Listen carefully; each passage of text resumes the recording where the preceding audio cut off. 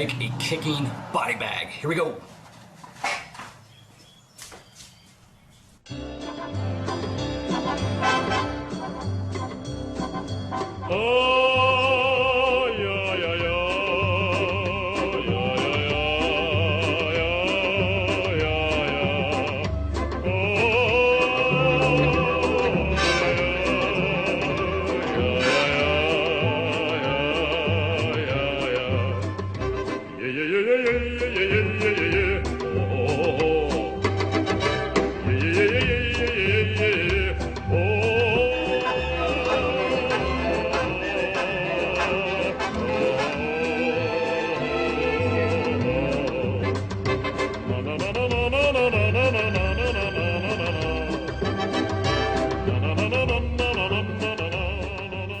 Alright, so I realized that you probably couldn't see all what I was doing while the camera was up there. So here it is up closer anyway. What I started off with was a piece of 3/4 inch plywood that I had laying around, and I cut it in a rough triangle shaped, about the width of shoulders at the top, and then just tapered down for the torso. I have another reindeer motor mounted here, and basically the way this is operating is just kind of like a flying crank ghost with just 2 points rather than 3. And this is a picture wire for hanging pictures is all it is. That's attached to these PVC. I'll grab the camera and get a little closer shot here of it. Walk with me. Walk with me. All right. So all I had a bunch of these angle brackets laying around, and those work great for using as a pivot. Just screwed a couple of them down and ran a bolt through the PVC pipe.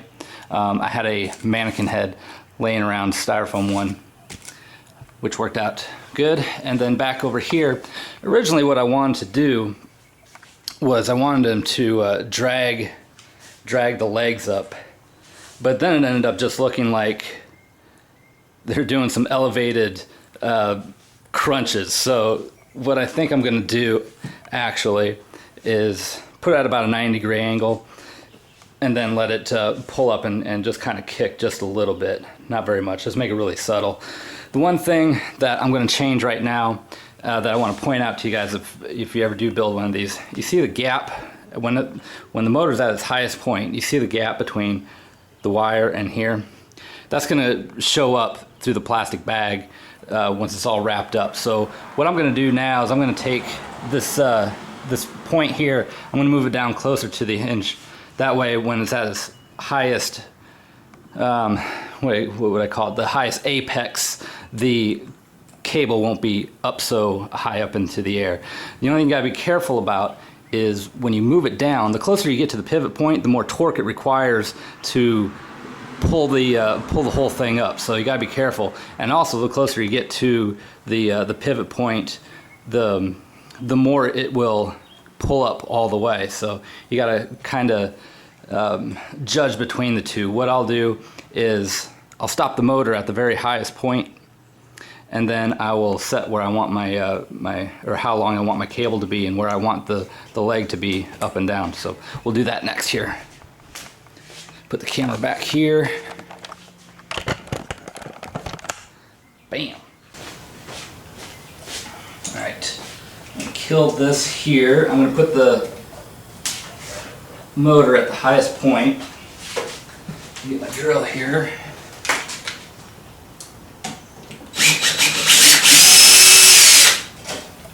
That down, and I think I'm going to put it probably about halfway here in the middle. We'll start here.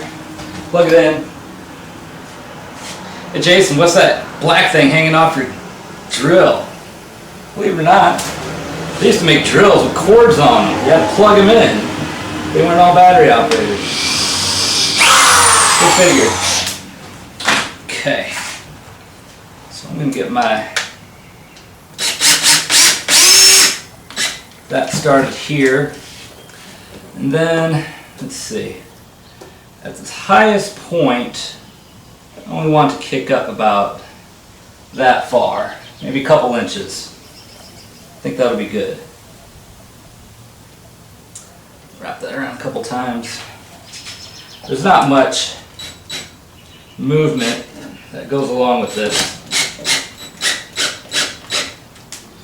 So, see, that didn't work. It just pulled up my cable. So what I'm going to do, wrap it a little bit looser here. Try that again.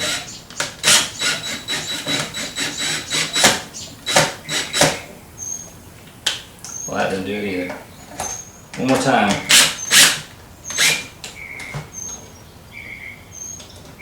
Normally I put a washer, tie this around the washer like I did up here.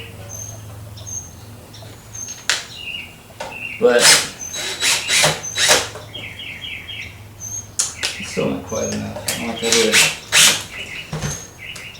But this is just a simple prop. It's not that big a deal. There we go. I think that's going to be the money right there. Oops. Yeah. Alright, let's give that a shot. See what we get.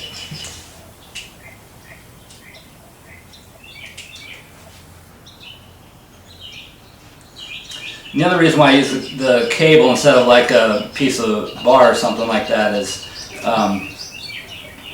you'll get this delayed action on it once it runs, you know, goes slack. So, which is fine.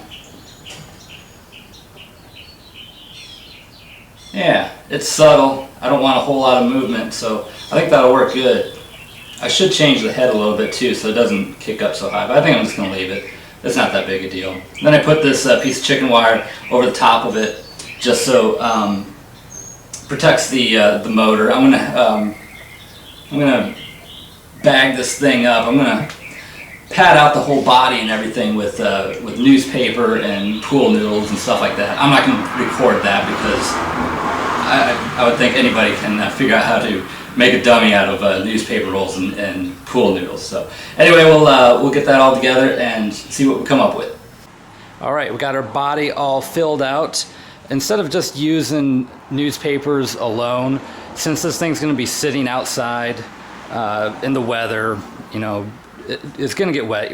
Even though it's going to be inside of trash bags, I still didn't want to use just newspapers because I don't know what would happen if it would flattened out. So what I did was I took newspapers and wadded them up and I actually put them in grocery store bags and taped them up that way. And then obviously used pool noodles for the rest of the limbs and whatnot. So that's pretty much it. Wasn't anything worth showing you how I did. I just got the basic shape of a body, and now all I have left to do is put it in a couple trash bags and loosely tape it up with duct tape to make it look like it was hastily done in a hurry. And yeah, I think that'll be it. But I think it looks pretty good.